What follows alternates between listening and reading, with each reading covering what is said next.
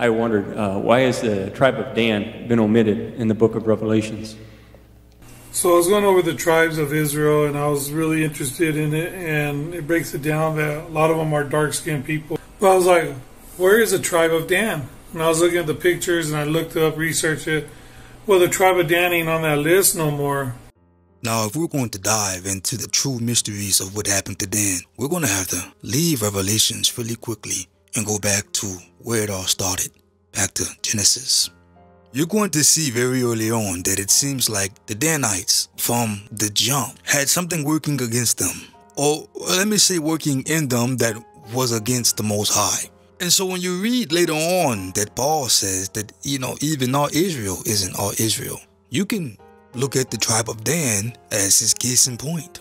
Now, when we start to get into the tribes, what you have to understand is that every tribe listed had a purpose and a job and played a part in representing Yah's ways to the Gentiles of the planet. And quite often than not, the larger or the more known tribes typically tend to outshine those who may not have gotten talked about as much. So like maybe Judah may be one of the star highlights because you can read so much about the tribal men of Judah, or you could read about so much of the tribe of Benjamin, but you don't really know that much of, say, Naphtali or Asher or any of these other tribes. But believe you me, if they're listed and if they're there, they have or had a purpose. Keep this in mind when you read that the coming Mashiach had to have come from the tribe of Judah. Therefore, if the devil is going to masquerade his own false Messiah, what tribe would he have to mimic? The tribe of Judah. And so you get to Revelations where it talks about those who claim to be Jews but are not. The people in power are not masquerading as the tribe of Gad. They're not masquerading as the tribe of Benjamin. They're not masquerading as any other tribe except the tribe that was known and would be known for giving rise to the coming Mashiach. Now, if our writings and if the promises of the coming Mashiach was that he would come from the tribe of Manasseh, then you would see the people in power all of a sudden claim to be of that tribe. They would call themselves what? Menashish, meaning like the tribe of Manasseh, but they call themselves, well, this. Now, when we speak on these tribes being lost, the original tribes, do understand that when I say that, they are lost to this beast system, but they're not lost to heaven. We are hidden. And when you go into the book of Psalms, you see that the workers of iniquity are working against the hidden ones, which means that even if you don't know who you are, heaven does. So does hell. They have taken crafty counsel against thy people, and consulted against thy hidden ones. Now just as well as heaven and hell know what these tribes are, so do the heathen. It is my personal belief this is why they have been pushing all of these big companies to get behind all of this DNA gathering through 23andMe, Ancestry.com. Hi, shalom from Israel. This is Ola, the daughter of Jethro. And I just heard that you black people that was stolen from Africa to America, that you don't know who you are, but you are the children of Yahweh, the children of Israel. And I'm telling you, you have to come back to your homeland, here to Zion, to Jerusalem, because us the Gentiles, we do need you. We need you to come and pray because you are our saviors. You're the one that was chosen by Yahweh to live in this land, not the Jewish people, it's you. You were stolen from Africa, they deceived you, they told you that you are slaves, but you actually the children of Israel. And it's time just to come back. Come for your people, come back for us, come back for the whole Gentiles, because only you gonna save us. So please come back to Zion. These heathens would also have you believe that these tribes are so scattered and dilapidated and lost that anyone can come and lay claim to the original identity that were of the tribes. This is how they are able to insert themselves in biblical matters and become biblical figureheads where originally they were not. Now, the tribe of Dan actually comes from a man who himself was named Dan. He's one of the sons of Jacob, specifically the son of Jacob and Bilhah. Bilhah was Rachel's handmaid. And Laban gave to Rachel his daughter Bilhah his handmaid to be her maid. Naphtali and Dan are full brothers, meaning that they had the same parents. Their mother Bilhah was given to Jacob when Rachel was barren and was not bearing seed or children at the time. When this happened, Rachel ended up claiming Bilhah's children as her own. And during this period, Rachel was envious of her older sister because her older sister was popping out babies left and right. Leah had 6 sons and a daughter. Add to the fact that Leah's handmaid also had children for Leah as well. When Rachel saw that she had borne Jacob no children, she became envious of her sister, and Rachel said to Jacob, "Give me children, or I shall die." Now from Bilhah's sons, Dan is the firstborn and he's the oldest as a result. Bilhah does not name him, Rachel does. And Rachel names him Dan because she believes that Yah has heard her, but also judged her at the same time. For the name Dan literally means, Yah is my judge. Now, as was our custom, we typically just shorten names, because the full lengthened version of Dan's name would be Daniel or Daniel. El is my judge. Now, Bilhah was the wife of Jacob that Reuben, his firstborn son, ended up sleeping with later on in this book. Yeah, listen, a family, even a biblical family, is not without its scandals. You would not believe how many people I've run into who believe that simply because a family is biblically based, that they're not going to be tested and tried or have their faux pas or just overall skeletons in the closet are things that you're just not really proud of. But no one's immune from that. Carrying on. Now, the most telling thing about Dan is what Dan's father, Jacob, said about him. And Jacob called unto his sons, and said, Gather yourselves together, that I may tell you that which shall befall you in the last days. 2. Gather yourselves together, and hear, ye sons of Jacob, and hearken unto Israel your father. Dan shall judge his people, as one of the tribes of Israel. Dan shall be a serpent by the way, an adder in the path, that biteth the horse heels, so that his rider shall fall backward. Now we know that Dan's name means to judge, and now we're told that he will be a judge amongst the tribes, or as one of the tribes. But most readers do not realize, when did that happen, if ever? Now after Joshua led us on our conquest into the promised land, the land of Canaan, and when he dies, the book of Joshua ends. And what's the next book? Yes, Judges. The very meaning of Dan's name. Now this book in particular is a very chaotic, tumultuous one, because you're dealing with a newer generation. We leave Joshua and the elders who had seen some things, who had been through some things, right? And now we're in the promised land. And this newer generation they just don't respect the hustle and grind it took to get there. This leads us to a 410-year period between Joshua and the elders, and around the time the book of Judges probably would have been ending. Some would even say that the book of Ruth needs to be also placed chronologically somewhere around the latter period of Judges, and I would probably have to agree as well. There was a lot of bad things going on in that area, one of which we know the Israelites started to desire to be like the nations around them. Which leads us back to the other big point. We were told to completely get rid of the other nations around us, but we didn't do that. And you know what tribe had a big hand in not getting rid of the other nations around us? Dan. Couple that again with the fact that now we wanted a king, not because we needed more identification with Yah. Well, we wanted a king simply just to be like the nations around us. The nations that we were told to get rid of. So you get into the prophet Eli, and during this time you get Samuel, and Samuel introduces us to the first king of Israel, Saul, and eventually David, and then we move into the book of, the kings, after 1st and 2nd Samuel. But the book of Judges is 410 years. That is a long time to spend messing up. Keep in mind that as of today, America is only 246 years old, which means we're not even as old as the time of the book of Judges. That's how much time passed. When you're flipping through those pages, you're flipping through history. Now, one of the most famous, or shall I say infamous, judges during this period was Samson.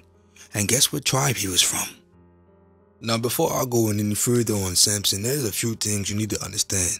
I have run into a lot of believers and a lot of unbelievers who believe that Samson and the figure known as Heracles or Hercules are one of the same, or that Samson took elements from Hercules' story and put it in their own, and some believe that Hercules took elements from Samson's stories. They say the Greeks borrowed from the Hebrews, which we do know has happened. However, when you actually closely examine the lives of both figures, you realize that outside of having super strength, they had nothing in common. I mean, truly, the story and the life of Hercules is out of this world. You have to read the original account, but you can find it on the internet. It is so far from even what the Disney movie is. It really makes no absolute sense. But the biggest thing is that both people did exist. Samson existed, as did Heracles or Hercules. But they lived thousands of years apart. Hercules would fall under the line of the Nephilim, or the spawn or the seed of the fallen angels, the demigods. Never ever do you see that title being given to Samson. A demigod is someone who is half human, half god. Well, we see who Samson's parents are, and both are human. Not only that, but the age of judges during this period would have been at the start of the Bronze Age, or some say at the fall of the Bronze Age. Either way, it's still thousands of years apart from when Hercules was supposed to be here. He was before the flood. Samson is well after the flood. They've never shared the earth or the same space at the same time. They're not the same. What we have to stop doing is saying, oh, hey, this person had long hair, David's son had long hair, they must be the same. Oh, this person's super strong, this Nephilim is super strong, they must be the same. They are not. Getting that out the way, back into the story of Samson. Some will also tell you that Samson in the Bible was an allegory or like a fairy tale, meant to describe the sun and some other stuff. But that's not true. Not only do you get to read about his parents, allegories don't have real parents, but you also get to read about the time that he ruled in Israel. Allegories don't have fixed dates and fixed time spans. Samson ruled as a judge in Israel for 20 years, and this is what completed the prophecy that Jacob gave about Dan being a judge as one of the tribes of his people. What did Samson in is that this guy had just an insatiable lust and desire for women who were not upright or even of his nation. You see, both the parents urged the son, saying, let us find you a wife. He wouldn't listen. And the first wife that he found was from the Gentiles, and well, I believe he ended up burning a city as a result of her. Burning a whole entire city down. This is what he did. And then he gets the other wife, who is the more infamous known Delilah. And most of you know the story of Samson. You know, Delilah is nagging him to find out the source of his strength, which really was only supposed to be between him and his heavenly father. He was never supposed to give that away, and he did. He gave it to a woman. And this isn't to say that all women are bad. However, do you see how the enemy likes to use the women to bring down strong men? This is a lesson that I often like to teach my boys and other men around me. There is no reason why you as a man should spend so much time pillow talking to or with your woman. If there is something troubling you, take it to your father first. Pray to him. Let him tell you who to speak with next. Sometimes it could be a woman, like in the case of Abraham. Abraham was talking to his father about his dilemma in his home, dealing with Sarai and Hagar. And his father says, listen to your wife. Well, there it is. But what Abraham didn't immediately do is immediately listen to Sarah without first talking to and consulting his father. And that's what we as men must often do in our daily lives. But anyhow, this set up Samson to be eventually captured, had his hair cut, and we know that he died. And so one of the most famous people in the Bible from the tribe of Dan ends up dying almost like a reprobate, almost like a screw up. And I think that's a very sad testimony of a life, when clearly your parents on earth and your heavenly father wanted so much more for you. Don't you, listener, end up like Samson. Now again, the other prophecy of Dan is that he would be like a serpent. And we can't ignore that either. The first time we see the correlation of a serpent is in the Garden of Eden. And we know how that played out. Also, when you get into the children of Israel and every tribe getting their land distribution from the promised land that we were taking, Dan was the last to receive its portion. The Danites had originally inherited the land that was east and west of the promised land. These are the tribes, listed by name. At the northern frontier, Dan will have one portion. It will follow the Hethlon road to Lebo Hamath. Hazar Enon and the northern border of Damascus next to Hamath will be part of its border, from the east side to the west side.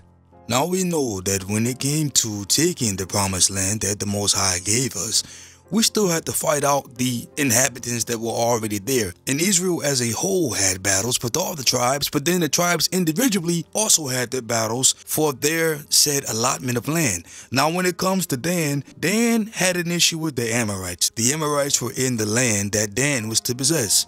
But something happens here. The Amorites get the upper hand on Dan, and instead of Dan taking the entire land, what happens is that the Amorites actually take the best parts. And some of Dan stays there, but a big portion of them have to leave into the hills. They have to go into the mountains, which is north. And so the reader may be asking, well, why didn't Dan consult their other tribesmen? Why didn't Dan reach out to the other brothers? Already we're seeing a disconnect between the unity amongst the tribes. And if you look at where Dan ends up going, they actually go the furthest up north after being kicked out by the Amorites. Now what they did was they sent out 6 spies to a city known as Lashem. This was a piece of land that they had apparently been eyeing, and they needed to kind of case the joint, if you will, before they went up and just took it. Now when they eventually took the city, they changed the name from Lashem to Dan. And you're going to have to keep this in mind, because everywhere we went, we didn't rename a new city with a new name. We gave it a name that was indicative to the people who were taking and now lived there. When the territory of the Danites was lost to them, they went up and attacked Lashem, took it, put it to the sword, and occupied it. They settled in Lashem and named it Dan after their ancestor. These towns and their villages were the inheritance of the tribe of Dan, according to its clans. When we get into the book of Judges, which comes after Joshua, they go a little more in depth of the Danites taking this city of Lashem. Of course, by this time the name is called Laish, but it's still the same city nonetheless. And you have to keep in mind that during the time of Judges, there is no king to oversee the endeavors of the tribes.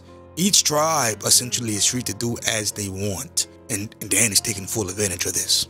In those days Israel had no king. And in those days the tribe of the Danites was seeking a place of their own where they might settle, because they had not yet come into an inheritance among the tribes of Israel. Now again, after they finish spying out the land with the 5 or the 6 spies, they come back and they gather up 600 of themselves.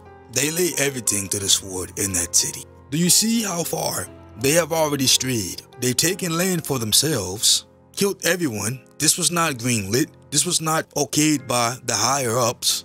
They assign and appoint themselves their own priests at random, and this happens to be a priest that was serving the house of Michael. These people didn't even have a priest from the tribe of Levi.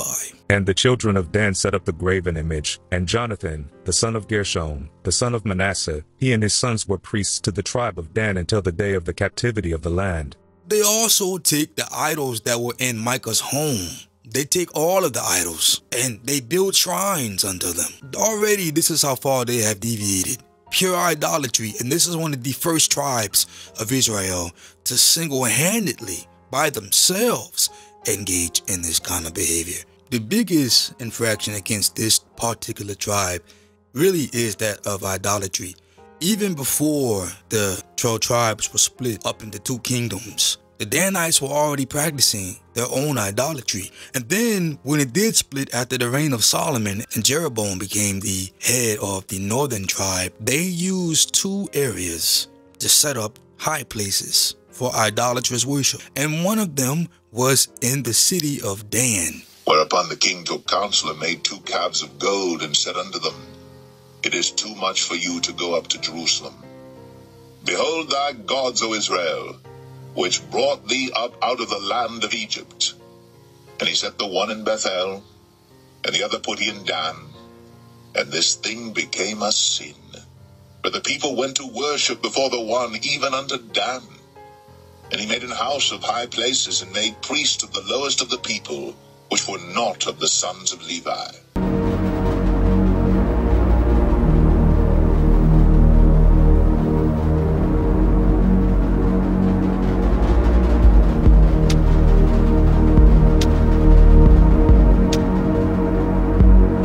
So after the division of the kingdom, Jeroboam built two high places of worship, one in Beth-El and one in Tel Dan, or in Dan back at the time.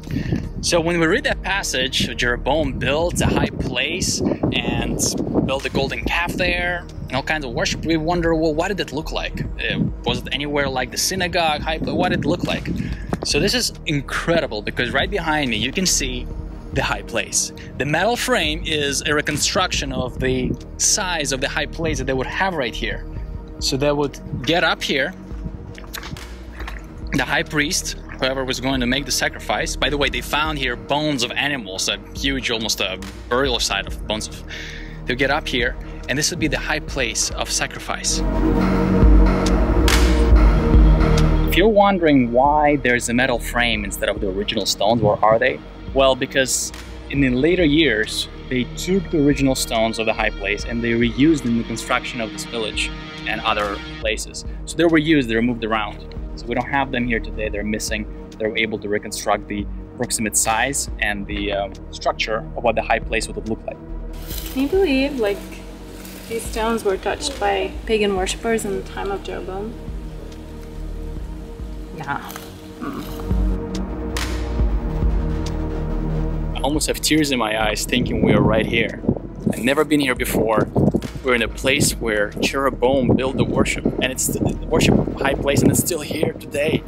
It was a sad event for Israel, but having it here still stand today is incredible witness of the biblical narrative, that it's all true, and it's all here in the land of Israel. Here are the ruins of the ancient Dan. This is where Israelites used to live, the tribe of Dan. So in 2 Samuel 19:8, it says about the king sitting at the gate and the people go through the gate. So we have the gate here, and we're gonna go see the throne of the king at the gate, or a seat at the gate. Welcome. What have you brought for me? Oh, hello, O king. I have an offering.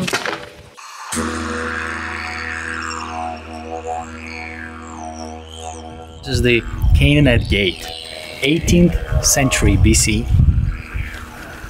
The Canaanites that were in the land, this was their entrance to the city. This is one of the oldest complete arches preserved in the world. It's completely intact. It's incredible. I have chills all over my body seeing it. So Abraham used this gate to come into the land? I'm gonna ask him one day.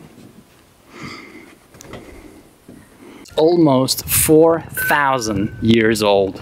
But do not think the Most High did not keep a close eye on Dan.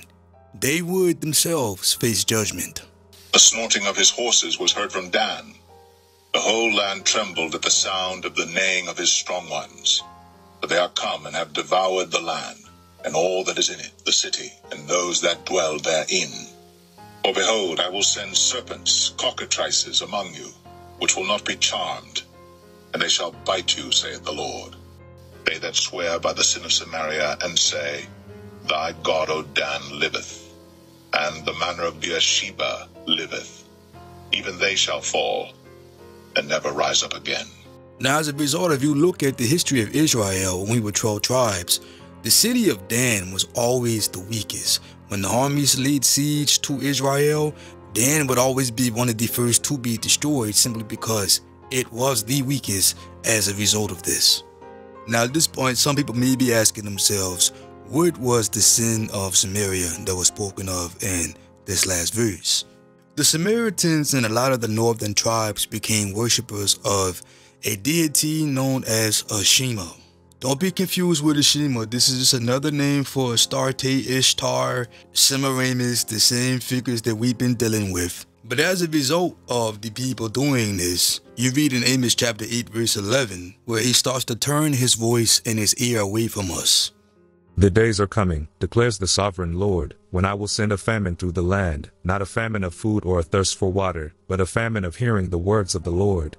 Now the same thing happened to King Saul when he started to turn away from what the Most High was telling him to do via the prophets and the priests. Eventually, he just cut him off and you didn't hear the word of the Most High anymore. And when you did, you couldn't understand it. Because the fear of Yah is the beginning of wisdom, and those who keep his commandments have a good understanding. And I feel like in this country, that's where we are today. Well, on each corner, every block, you can find a church, a televangelist, someone on Instagram promoting a good, feel-good meaning. Yet, society is at its height in moral decay. And they are confused as ever. But it's because this land is filled with idolatry, the same idolatry that filled Samaria, which housed Bethel and Dan. Now that we've given a brief synopsis of the 12 tribes, specifically the tribe of Dan, biblically, and caught you all up, when we get into part 2, we are going to deal with what happened to Dan, what role do they play in the end times, and why you may not see them listed in Revelations as one of the tribes that are covered and sealed. In the second part, you will also discover Dan's affiliation with seafaring on the west coast of Israel and some of the cultures that they may have influenced as well. Praise Yah.